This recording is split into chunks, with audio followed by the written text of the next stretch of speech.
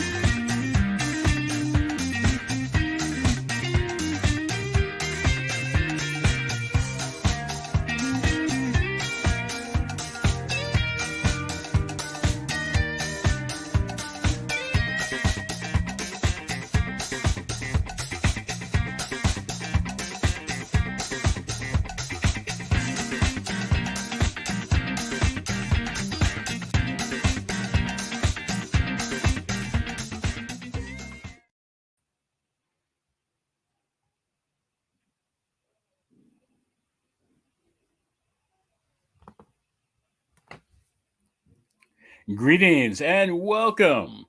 I'm Reverend Rodney Gittens, and we are talking about soul today. This is wonderful. We get to follow up the wonderful discussions previously. Before we get started, however, I'd like to invite each and every one to join in prayer. So powerful to start off with prayer.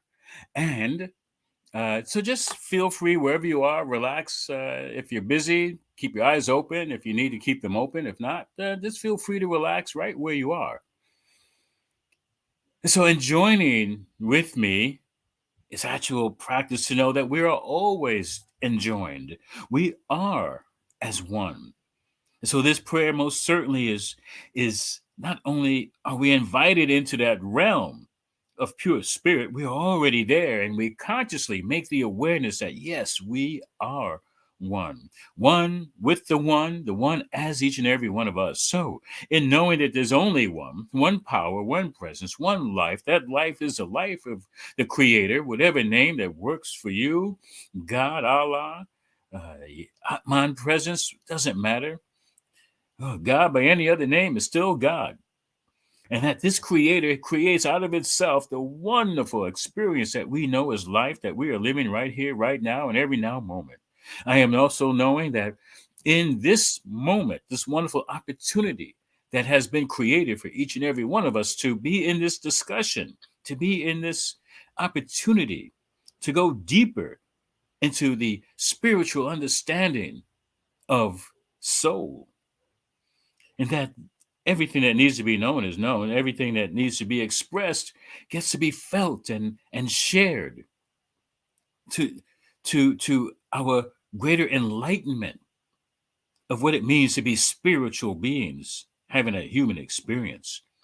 And so I bless this time together. I bless each and every one who is watching live, watching the recording, who is sharing this with other people who might benefit from what happens today, from all of the activity, from all of the sharing, for all of the feeling. And so I know that this is blessed. I know it is good. I know it is revealing a greater truth for each and every one of us on a personal level, individual level, and on the greater level of the shared universal understanding of life. So for this and so much more, I just know that this word is already going forth and bringing forth the good that is intended to do, that we get to have.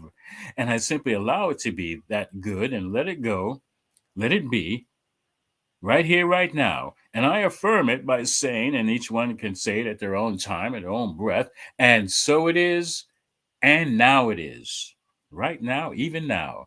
And so thank you all for joining in. And I just want to say that I'm just so grateful for Reverend Elzia for last week's show, talking about class, about body. And you can catch it in the archives. it's up now, and I watch it, and he's just a wonderful, powerful presence as well. And so he just set us up wonderfully today. He set us up wonderfully talking about the soul, and when we're talking about the spiritual experience of life in the science of mind and spirit, where things aren't necessarily going to sound the same as that we're used to. Um, so if it's new to anybody, just hang on and be open. And maybe if you've been practicing this and studying these teachings for a while, hopefully there'll be something different, something new that would show up for you, and or it could serve as a reminder. And so Ernest Holmes is talking about soul. And I know for me, the first thing that came up for me was, well, soul. Yeah, everybody's got a soul, and some people seem to wear it more than others, maybe a little bit more flamboyantly than others. Like, yeah, you got soul. That person's got soul. Maybe they're talking about the way somebody dances, or the way somebody sings, or shows up in the world. That's a soulful presence, and we feel moved by it. It stirs our soul. We're not talking about those kind of expressions. Okay, this is deeper or higher, and a little of both. It's higher and deeper, and actually, it's a total another way of looking at how do we get this word soul. How did Ernest Holmes get to share this word soul? And just let me read what he says about soul. First and foremost, he says, um, it's a sense of a universal soul or medium through which spirit operates. I'm reading from page 90. It is the Holy Ghost or a third person of the Christian Trinity, like the creative soil in which seeds are planted, from which plant life comes. The soul of the universe is a creative medium into which the word of spirit falls, and from which creation rises. And one of the very first things I learned in this teaching was how do we talk about the creative process? The creative process is described as is seed, soil, and plant. And the seed is the thought, the idea. If you have an idea of a apple tree, then how do you make more apple trees? Well, you have the seed. And within that seed is everything to create the tree, the apple tree, and therefore more apples. However, how do you get more trees? Well, you have a seed, and in that seed has to be planted. It's planted into the soil, and we can call it the soul of the universe. The that energy that magnifies the thought process, the seed thought, into the plant, into the matter. So first we have to start off with the idea, the seed. And what do we do with the seed? If you don't plant it, you're not going to get anything. All right. So it's got to go into the creative medium. That it's the part of existence that has all the energy. It's relatively inactive. It's waiting. It's waiting for the spirit to give it direction, to give it the idea, to plant the seed. And once you plant the seed, well, then it knows what to do. And it begins to break open that seed. Like if you plant it in the ground, it gets everything that seed needs in order to sprout and grow and turn into that from which it came, which is the tree. And so that's a very simplistic way of looking at the role of the soul in the bigger picture. And so the bigger picture, sometimes it's in this teaching, it can be a little challenging. It's very wordy. However, we get to read it and we get to grasp the understandings of it. So what I like to do, what helps me, is to break things into acronyms. All right. Those of you who know me, you know I love acronyms. You know I like to take a word and describe it by the letters and the meanings of of those words. So soul, S-O-U-L. Okay. So S, and maybe you can see it in the comments, stands for subjective. Thank you for getting that up there. Soul, subjective, omnipotent, universal law. We're going to start at the beginning. The subjective intelligence of the universe. It's like we live in an intelligent universe. And if you watch the discussion on spirit, and we can very briefly say that spirit is in all, through all, as all, is all that there is, all that there ever was, and yet it's not all that there is when we want to break it down to how this works, how this life works. And so we have the spirit, which is the thought, the seed, the idea. Okay. However, it doesn't create by itself. It has the soul, which is the creative medium or the subjective part of this nature of existence. And so it says soul is immaterial as we think of matter. So it doesn't, there's nothing necessarily, there's no form to it, but it is a substance of spirit. It is everything that spirit is made of. You have the spirit. And then when we talk about the subjective nature, the soul, that is all of the unformed substance of the universe, of existence. And it's Ernest Holmes calls it on page 91, the substance of spirit. The matter of spirit. And I remember when I first saw this, I'm like, well, what's the matter? The matter is everything. Matter is everything that we can experience, we see, taste with our senses, and even the senses that we're not so finely attuned with. However, whatever that we can experience on this human level, the feeling level, the level of touch and taste, all of that, that's the matter. And so we say, well, what's the matter? The matter is what has been created, the physical world. And so the analysis is that everything that we experience has been created through the subjective law of the energy of the universe. Let me put it this way.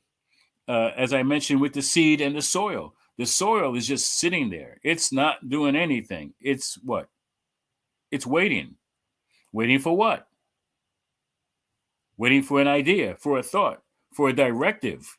And you plant the seed, put the seed, and I don't even mean plant. I mean, you have trees and plants and they just drop their seeds. They're not trying to put it anywhere. It's just dropping. And it goes into the soil, and the soil is what? It's receptive. It's taking what it gets. All right. Yeah. There was a saying that says that the law is impersonal. It is no respecter of persons. You've heard that in probably every major religion on some level. It's nothing personal. We want it to be. We want it to have meaning. We want it to matter. Okay. We want something to come out of it. What's the matter? Make something out of it. Well, yeah. That's what this subjectiveness is. It's just like waiting. It's like, well, them's fighting words. Okay. Well, no, they're words to grow on. They're ideas to grow on. And the subject says, hey, you know what? Now I got something to do. Now I can work with it. Now I can make something matter. And that's the job of the soul, of the creative medium. Okay. And it's not unconscious, so to speak. It's not just like sitting there like a bump on the log. No, it's got the intelligence and knows what to do, when to do it, how to do it, and has everything within it to make that happen. So, and Ernest Holmes calls it also in page 91, and I love this term, soul stuff. It's the soul stuff from the soul. It's like, I remember there was a practitioner who spoke about the stardust, that the stardust is the same matter that was in Christ Jesus, and every tree and every plant and every blade of grass, and in each and every one of you, that we're all made of the same stuff. Okay, it's just personalized, individualized. Okay, so that we all look like one thing. Like we're not all just one particular aspect, and that's all there is. We are all one, yes. However, I like to say that if God spoke in English and speaks in every language, it would say, how do I love me? Let me count the ways. Okay. And well, no, not that God has an ego of that respect. No, it's just that God is love. And how many ways can God show its love to all of its own expressions? If there's only one expression that looks like everything else, and there's no way of telling any difference, then what good is creation at all? And so, in that respect, we get to see how soul gets to move from just a mindful understanding to a mindful application of this law, okay, of this presence.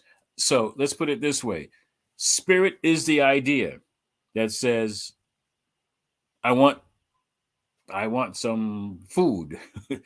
And it speaks it into the soul. It speaks it into the soul that is the servant of the spirit. Okay, so the soul, it's just like a hand servant just waiting. Okay, I'm here, I'm on point, I'm on call. Let me know what is there for me to do. And so we get to use this principle, as we see it, the creative medium, which is also another term, of the spirit. You see, everything is spirit. However, the spirit, and we talked about in the very beginning, the triune nature of existence. Okay, it's borrowed from Christian religion, the triune nature. You have Mother, Father, God. You have the Father, the Mother, like Mother Earth, and then you have the Son. You have the Son as the matter, Son as the offshoot, Son as that which has been created.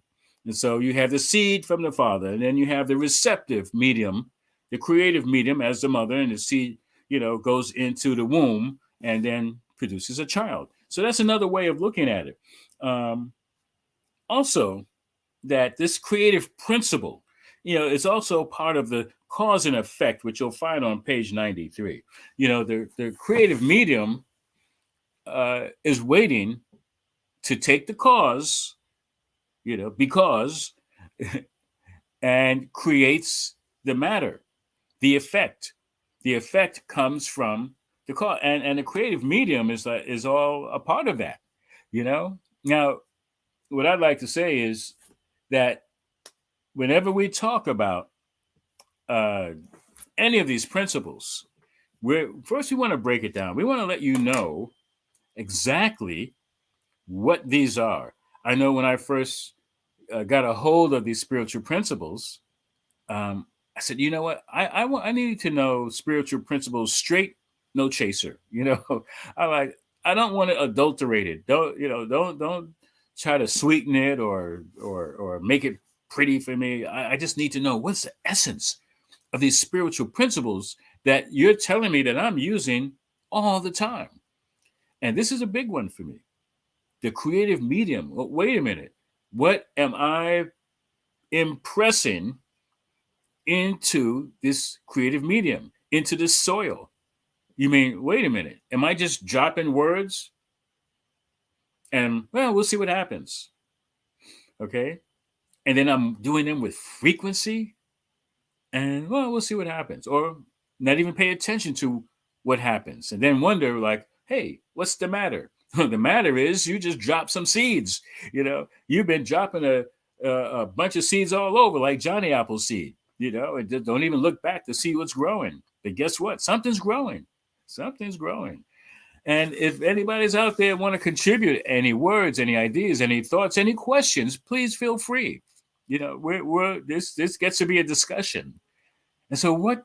And I'll ask, you know, what do you think about this creative medium? What do you think about, or not even think? Let's take that word out of it. Sometimes that word think can be misleading. It can seem like it's more of a memory. Like, what do you remember about? You know, because when we say, "What do you think?" and then we start trying to remember. No, it's not about that. Uh, so what comes up for you?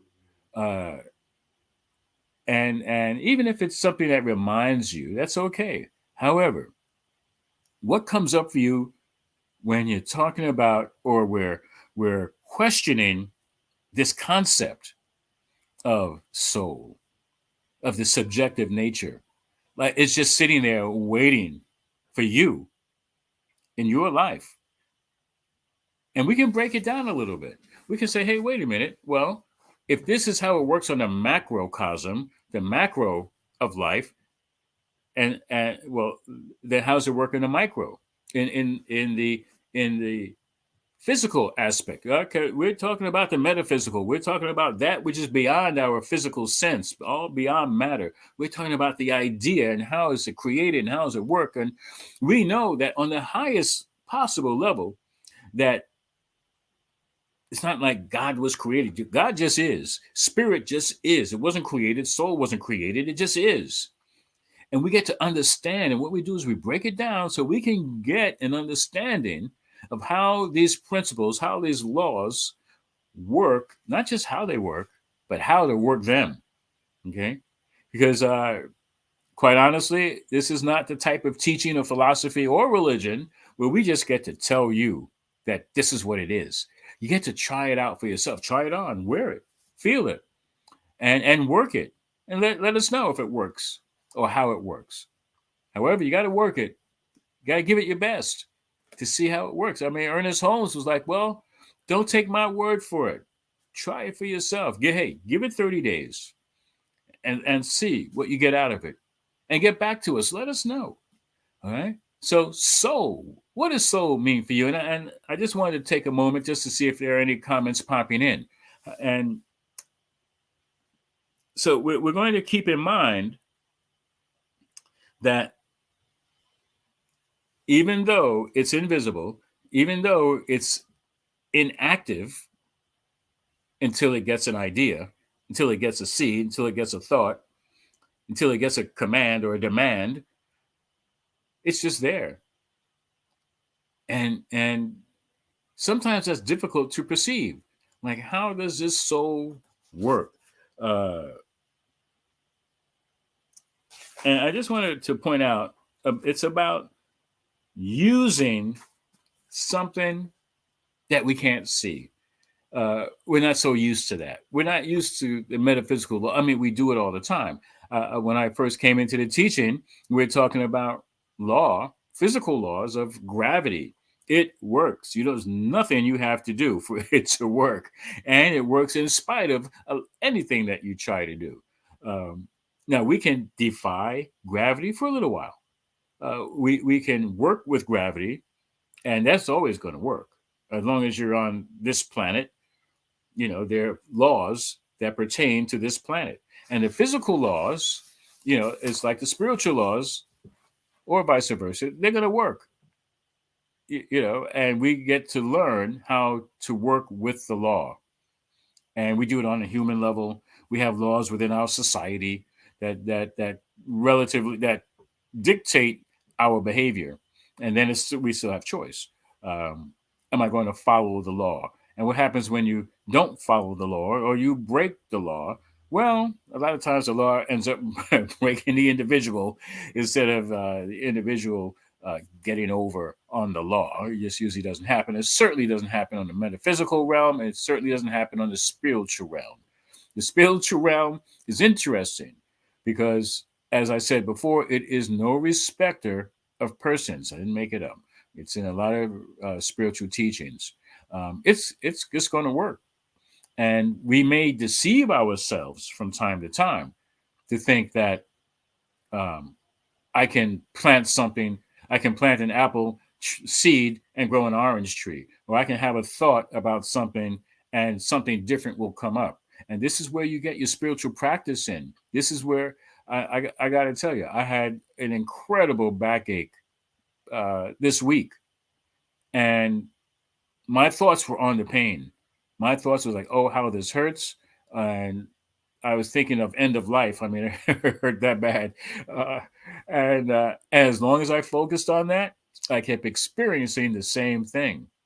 And because of this teaching, I was reminded uh, that, wait a minute, there is something I can do about it. Taking painkillers only covered up the pain for a little while, but I had to take a more affirmative action on my healing, in my healing, which is we also talk in this teaching, the revealing of truth. Healing is the revealing of truth, and using that to work the law on our behalf, or our being whole, if you want to put it that way. So again, if anything strikes a chord, strikes a note, if you have any questions, any doubts, bring it up. And here's from Linda. I think of soul as the essence of me that is eternal.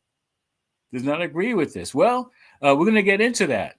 And I'm glad you brought that up, Linda. Thank you so much. And so, yeah, by me using my thought, placing it into the creative medium, into the energy of the universe, invisible, I was able to work with my body, the matter. That what's the matter? The matter needed another thought, and I had a thought that said, you know what? There's something I can do about this. And indeed there was. I thought correctly. I thought rightly. I thought not of the pain. I thought of what is it that I truly want to experience? How do I want to live this life? Moment by moment. And that allowed me to listen and obey. That came up before the broadcast. Listen and obey to the thought that came up about what I need to do in order to have the life I want to live. So here's how we use the law. So thank you, Linda, for bringing that up. So the law, how we use the principle, same thing. The creative principle is that it works at all times.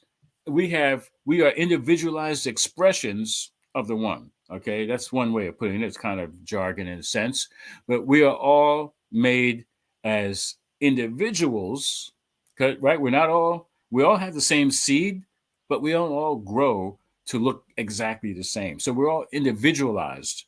We all have the same power and presence and love and joy and all of that within each and every one of us. Okay, we just express it differently. And because of that, we get to use the law differently to support us in expressing who we are and what we do, and then what we get to have. So in order to be, do, and have in this wonderful life, well, we got to be it. We got to be about it. And to be about it, we got to be the seed. Got to have the seed thought. And so the way that you are going to use that seed is plant it into the ground, you plant it into the soil, into the soul, into the creative medium, that energy that is just waiting for your command, waiting for your intention. Okay. And it takes it and says, okay, we're going to make something out of it. And this is what you're talking about, Linda. This is the way that you express you. You express a divine energy, the divine goddess, the divine God, the divine idea as you. And that's what many of us on this level of existence call soul, the flavor of life. Yeah. Yeah. So it's all intertwined. It's all means the same thing. We're just looking at approaching it from different aspects. And so my acronym, subjective, meaning, hey, you know what? It's not about me. It's nothing personal. I'm here to serve. And then omnipotent, you have all the power in the world necessary to do what it is you are here to do, to be, to do, and get to have. Okay, so soul has all the power. Okay, it's just sitting and waiting. Well, you tell me, what would you have me be? What would you like to do? What would you like to have? That's the power of the soul. Okay, the spirit's the idea. And it says, well, Linda, what you want? Okay. And you're like, well, this is what I want. And you name it, and you get to claim it through the subjective, omnipotent, and the universal, meaning it works for everybody. Again, not personal, nothing personal. You can use it. You can't. No, nobody is denied use of the law, and it is a law. It is a principle. All right. It's the same yesterday, today, and forever. It's going to work. What's the difference? Not everybody uses their soul efficiently, effectively, fully, or consciously. Most of us are not conscious of how we use the soul or even our soul. All right. Has anybody seen that light, that energy in another person and say, oh my gosh, there's something within them that's not being used. That light, is not as bright, doesn't shine as brightly as it could. Yeah, and it's like, don't you have any soul, right? And so we express it in that way. But actually, we're like, well, there's a power and energy within you that you can use for yourself. Yes, of course, it's going to impact the rest of the world when you show up. Okay, when you show up with your soul, with your use of the soul, then people will view you will view your life differently. All of a sudden, something's going to matter. You're going to like, whoa, what's the matter? Everything is the matter. And it looks good. It feels good. And we get to learn how to use it more efficiently and effectively. And that's one of the purposes of our classes and our workshops and our discussions on Saturday and all the wonderful work the New Thought Media Network does is all to provide information to enhance your use of your soul, of your spirit, of your energy, of your purpose on the planet. Like, why am I here? You're here to let your soul shine, to let your use of the creative medium, it's here for a purpose. It's here for you. Okay. And so I just want to also mention that one of the things that happens in these teachings is a lot of times somebody might ask you, well, what were you thinking for that to show up? And it's a double-edged sword. Okay. It's like, yes, you were responsible for what happened, even if you didn't realize you were. So yes, your job is to listen and monitor every thought that comes into your head, because thoughts are things, and these things, seeds, drop into the creative medium, into the soil, the soul, and begin to sprout. Okay. Now, yeah, maybe it's not done automatically like that. Sometimes it takes a lot more frequency. All right. A lot more effort. Like, you can't just put a seed in the soil and not let it get sunshine or water or nutrients. No, it's going to need that. And we do that with our so-called thinking, with our thoughts, with that energy. We, whatever, there's a saying, I don't remember which book it is, so please forgive me, or who said it, but said, whatever you think about, you bring about. It's like, whoa, I better start paying attention to what I think about. Yeah. And so there was an even more powerful way of phrasing that. It's like, whatever you think about, you bring about. So whatever you're thinking about, you're going to get more of it.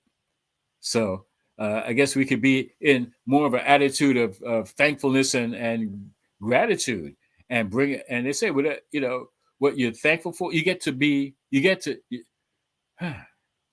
just love this thought.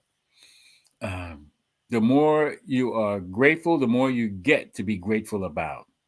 And maybe I'm paraphrasing it in all the different ways that it's been expressed. But whatever you give thanks for, the universe is going to that's like planting a seed. Oh, you like that, did you? Well, here's more of what you give thanks for. Okay. And that energy, there's a high frequency of energy that we're planting the seed with. So when we do it on a conscious level, okay, because a thought that's not a random thought, really not going to probably grow roots. But when we have a thought, a seed thought that we plant and we put it firmly into the soil, into the creative medium, it can't help but take that impression and mirror it in the physical world. And it's going to show up. You have an idea. I wasn't. I wouldn't say I'm a great dancer now. I like to dance. I love to dance. But I remember when I wasn't thinking and feeling that way about myself, and therefore, I did not appear to be a good dancer. And a good dancer to me now is someone who enjoys it, has a confidence of moving in their body. And on the outside, somebody else looking is like, wow, that's soul. You got soul, because of moving in such a way that is expressive. And it looks like an out of body experience, even though you're doing a whole lot in the body. Okay. And so I hadn't felt that for a long time until I actually started not caring what other people thought about how I moved my body. And the less I thought about them, the more I could feel confident and have fun within my own presence, in my own body, in my own mind, actually, because it had to start in my own mind. And I mean small m mind, my own thinking. However, we all share the one mind. Maybe you've heard that in the previous conversations and discussions. There's only one mind, and we all use it. Okay. There's my openness and my understanding and my use of the mind, which gets filtered. It gets filtered, right? And so there's a lot of things that kind of prevent me from fully using the mind. Okay. And how it expresses is through the soul. So my dancing was kind of stiff. I didn't want to make any moves that seemed like out of place, or, like I didn't know what I was doing. So if I just kind of stand and move, I'll be okay, and then I won't worry about what anything anybody has to say, because, there's not much to say. All right. But then when I allowed myself to stop and, like, you know what? I don't care what other people think or say or do. I'm going to enjoy me and my body in a way that feels good to me. And then next thing you know, I'm moving and I'm flowing, and yeah, people are like, oh, he's got soul. I got soul anyway, but how was I using it? And so when it comes to all the aspects of our lives, how are you using your soul? How are you using your flavor? How are you using the law to enhance your experience in a conscious way? And so, yeah, that this is a discussion. Like, hey, you can discuss with anybody. Hey, we're talking about soul in a way I hadn't heard before, and there's actually a law. It's a creative medium. All right, it's just waiting for my word to imprint in itself, in it, to tell it what to do. You have that power. It's omnipotent. Okay, you, as the expression of spirit, have the power, the same power, to make that imprint into the soil, into the soul, to create what you would like to experience on a physical level, on the level of matter. So, what's the matter? Hey, it's whatever you choose. You get to choose, and how better it is to choose than to just throw seeds casually. And then have stuff growing up, and next thing you know, you got weeds all over the place, things you don't want growing. Well, you can change that. Have a new thought. Gee, who knew? Okay. This is a new thought media network, and we entertain new thoughts. We have new thought teaching in science of mind and spirit, spiritual living, ways that we get to examine the things that we do all the time and have a purposeful way of bringing it about. And so I just want to give thanks for each and every one who checks into the New Thought Media Network, who checks out these Saturday discussions, and tell a friend, or even if they're not a friend, tell somebody. Send it through your network and let them know just exactly. Hey, you know what? I'm opening to have a better experience in my life. And today we talked about soul and how to use this creative medium in ways that can enhance my life. Do I have power? Yeah. Okay. Now I do of myself do not have the power to create. However, I can use the law to do it for me because that's the only way it's going to get done. I have to speak my word into existence. It's not a secret. Okay. Now, if I don't have the power of vocalizing, I can still think that thought. Okay. Same thought. Okay. Doesn't have to be vocalized, but I can feel the energy within me. Okay. I can feel it. I can love without having to say the word love. Yeah. Well, I can have this creative law, medium, principle work for me without having to vocalize it. I think it. I thank it. The thank is the feeling part, you know, and continue. Like, sometimes you got to keep watering the seed. You have to keep nurturing it. You nurture that idea with the positive nutrients that are just a part of who we are. Okay. And listen and obey. It's like, well, the law says this has to happen, then, well, let's obey the law. Okay. And therefore it will work on our behalf or our behold, being whole. And when we are entertaining the soul, we are most certainly living in our fullness, our wholeness. And so, as Linda had brought up, it's like, well, no, you see, I come from another teaching that said spiritual principles are never in conflict. Okay. And so these spiritual principles work hand in hand with, it doesn't matter what religion, doesn't matter the language. Love is love, soul is soul, peace is peace, harmony. All of them work together, hand in hand, in tandem, because it's all part of the one spirit. And so I want to just remind you that, and thank you, and remind you that this is every Saturday, and that coming up next week, the wonderful Dr. Tracy Brown is going to be talking about body. So we're all about the soul and the body, mind, body, and soul. But Dr. Tracy's talking about body. So you want to get a tune-up with your understanding of the body. You got a body tune-up understanding, and tune in to Dr. Tracy Brown and the aspects of the body. You'll see how they work in harmony with aspects of the soul. So you got the soul covered today. We're going to cover the body next week. Join us every Saturday for another chance to dive deeper and higher and embody science of mind and spirit on a full level that brings you greater peace, greater joy, greater love, and listen, a greater manifestation of the truth that is yours, that is going to make a big difference in your life and the life of those around you. And so I want to bless you and thank you for joining with us today. Peace and blessings.